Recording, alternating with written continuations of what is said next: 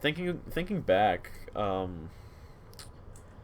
lot of my favorite games had this sort of a style going on. Just very low poly, low resolution, aliasing everywhere. I think it's just a really kind of a charming look to it. And I was kind of talking to my friend about that because we were trying to figure out why really low poly pixel stuff looks really good. We couldn't really figure out why it was, and it was.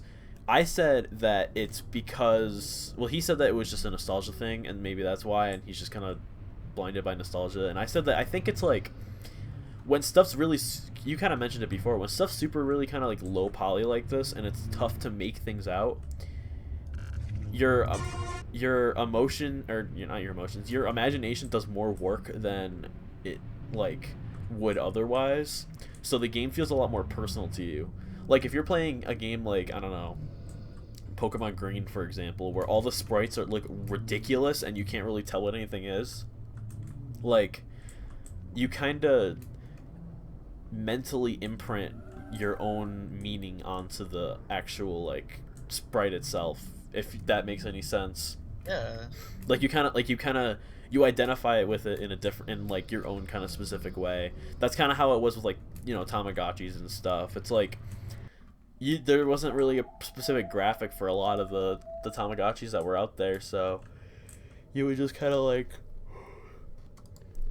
figure out what you thought it looked like, and then that's kind of how you'd see it, and it was really kind of special like that.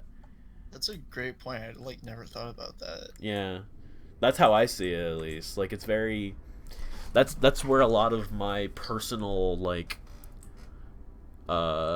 my personal connections with things comes from, is that I can't really make out what it looks like, so I end up just sort of making up what it looks like in my head, and then that's how I always have seen it.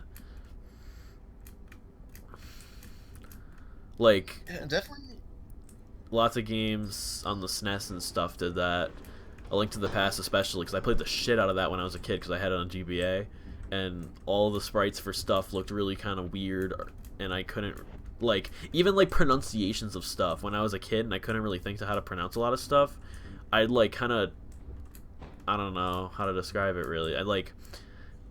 I'd kind of imprint like what I thought it sounded like, and it's a lot more like personal to me now, and I have a lot more memories of it than I would if I had would have played it now.